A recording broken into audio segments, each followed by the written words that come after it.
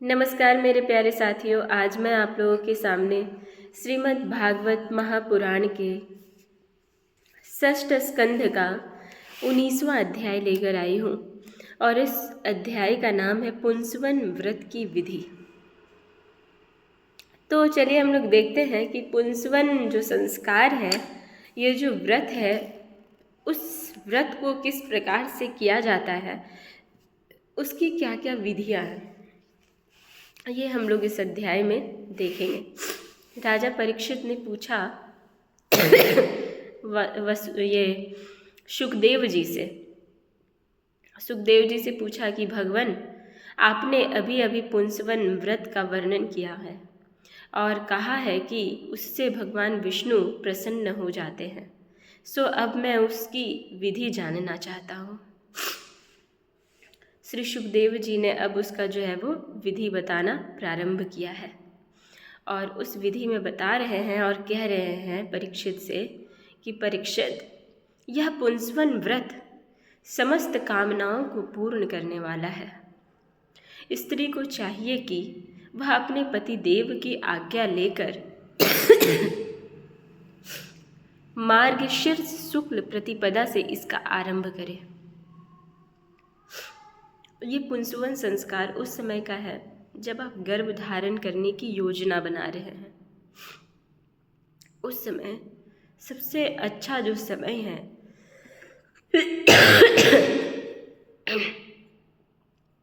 क्षमा कीजिएगा, थोड़ा मेरा स्वास्थ्य ठीक नहीं है, पर मैं सोच रही हूँ कि ये निरंतरता टूटे ना, इसलिए मैं आप लोगों के सामने ये वीडियो बना रही हूँ।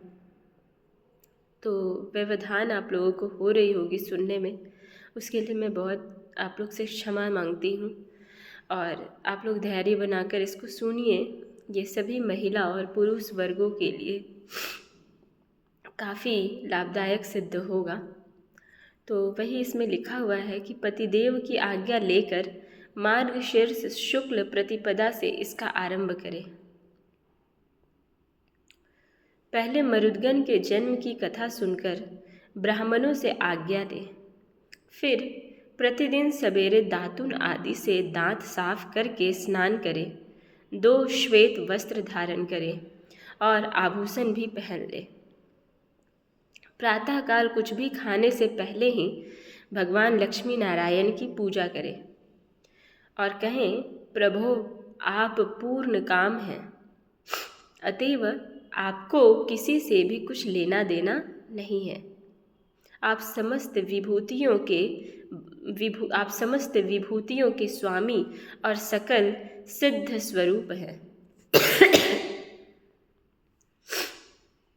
मैं आपको बार बार नमस्कार करती हूँ। मेरे आराध्य देव,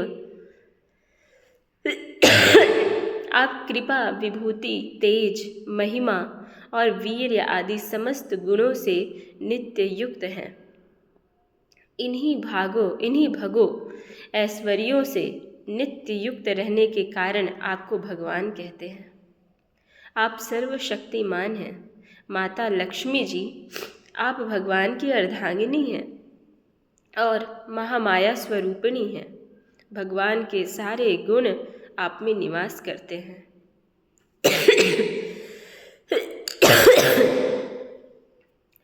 महाभाग्यवती जगत माता, आप मुझ पर प्रसन्न हो।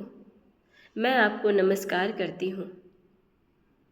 परीक्षित, इस प्रकार स्तुति करके एकाग्रचित्त से ओम नमो भगवते महापुरुषाय महानुभावाय महाविभूति पतये स महाविभूतिभिर्बलिम उपहारिणी, ओमकार स्वरूप महानुभाव समस्त महाविभूतियों के स्वामी भगवान पुरुषोत्तम को और उनकी महाविभूतियों को मैं नमस्कार करती हूँ और उन्हें पूजा उपहार की सामग्री समर्पण करती हूँ। इस मंत्र के द्वारा प्रतिदिन स्थिर चित्त से विष्णु भगवान का आवाहन, अर्घ्यपाद्य, आचमन, स्नान, वस्त्र, यज्ञोपवित आभूषण, गंध, पुष्प, धूप, दीप और नैवेद्य आदि निवेदन करके पूजन करें। जो नैवेद्य बच रहे उससे ओम नमो भगवते महापुरुषाय महाविभूति पतये स्वाहा ऐसा कह के आप अर्पित करें। महान ऐश्वर्यों के अधिपति भगवान पुरुषोत्तम को नमस्कार है। मैं उन्हीं के लिए इस हविष्य का हवन कर रही हूँ। यह मंत्र बोलकर अग्नि में 12 आहुतियाँ दे। परीक्षित, जो सब प्रकार की संपत्तियों को प्राप्त करना चाहता हो उसे चाहिए कि प्रतिदिन भक्ति भाव से भगवान लक्ष्मी नारायण की पूजा करे, क्योंकि वे ही दोनों समस्त अभिलाषाओं के पूर्ण करने वाले एवं श्रेष्ठ वरदानी हैं। इसके बाद भक्ति भाव से भरकर बड़ी नम्रता से भगवान को साष्टांग दंडवत प्रणाम करें। 10 बार पूर्वोक्त मंत्र का जप करें और फिर इस स्तोत्र का पाठ करें। हे लक्ष्मी नारायण, आप दोनों सर्वव्यापक और संपूर्ण चराचर जगत के अंतिम कारण हैं। आपका और कोई कारण नहीं है। भगवान माता लक्ष्मी जी आपकी माया शक्ति है। ये ही स्वयं अव्यक्त प्रकृति भी है। इनका पार पाना अत्यंत कठिन है। प्रभु, आप ही इन महामाया के अधीश्वर हैं और आप ही स्वयं परम पुरुष हैं। आप समस्त यज्ञ हैं और ये है यज्ञ क्रिया। आप फल के भोक्ता हैं और ये है उसको उत्पन्न करने वाली क्रिया। माता लक्ष्मी जी तीनों गुणों की अभिव्यक्ति है और आप उन्हें व्यक्त करने वाले और उनके भोक्ता हैं। आप समस्त प्राणियों के आत्मा हैं और लक्ष्मी जी शरीर, इंद्रिय और अंतःकरण हैं। माता लक्ष्मी जी नाम एवं रूप हैं और आप नाम रूप दोनों के प्रकाशक तथा आधार हैं।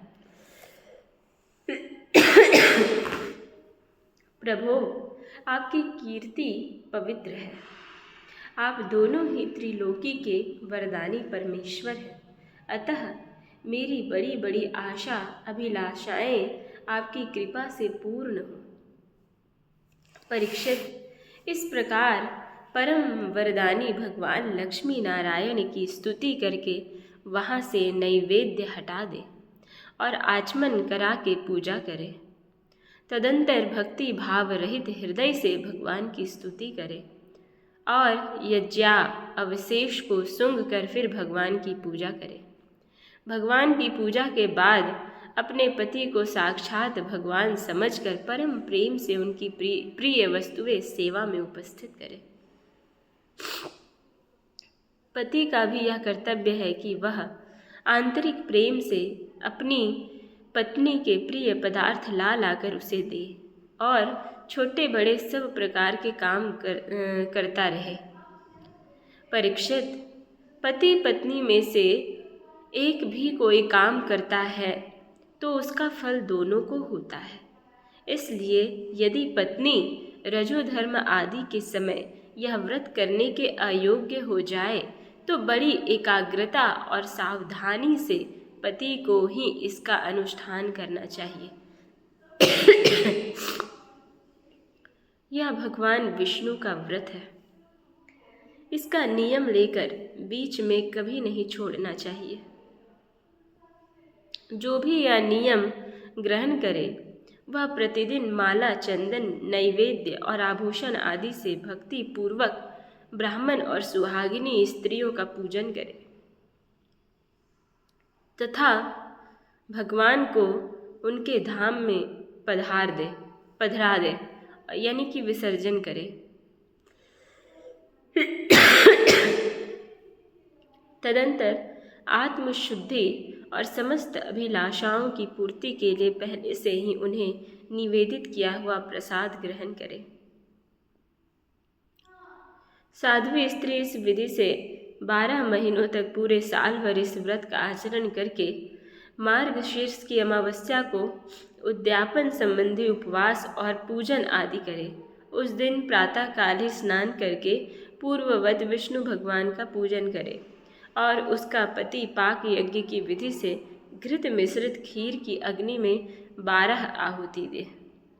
इसके बाद जब ब्राह्मण प्रसन्न होकर उसे आशीर्वाद दे तो बड़े आदर से सिर झुकाकर उन्हें स्वीकार करें। भक्ति भाव से माथा टेक कर उनके चरणों में प्रणाम करें और उनकी आज्ञा लेकर भोजन करें।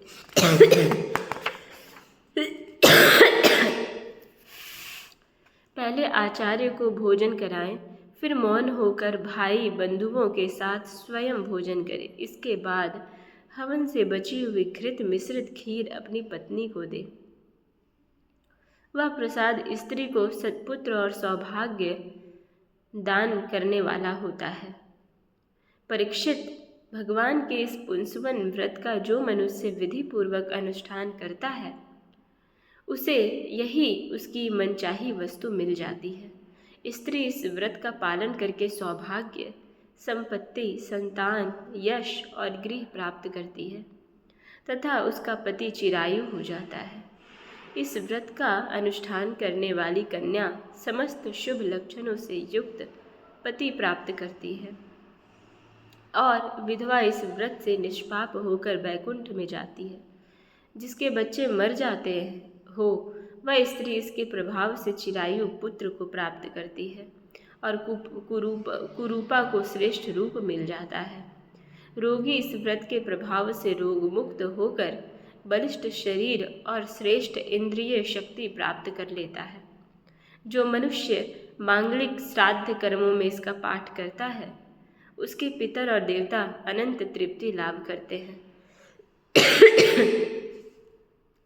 वे संतुष्ट होकर हवन के समाप्त होने पर व्रती की समस्त इच्छाएं पूर्ण कर देते हैं। ये सब तो संतुष्ट होते ही हैं, समस्त यज्ञों के एकमात्र भोक्ता भगवान लक्ष्मी नारायण भी संतुष्ट हो जाते हैं और व्रती की समस्त अभिलाषाएं पूर्ण कर देते हैं। परीक्षित, मैंने तुम्हें मरुदगण की आदरणीय और पुण्यप्रद जन्म कथा सुनाई और साथ ही दीति के श्रेष्ठ पुंसवन व्रत का वर्णन भी सुना दिया।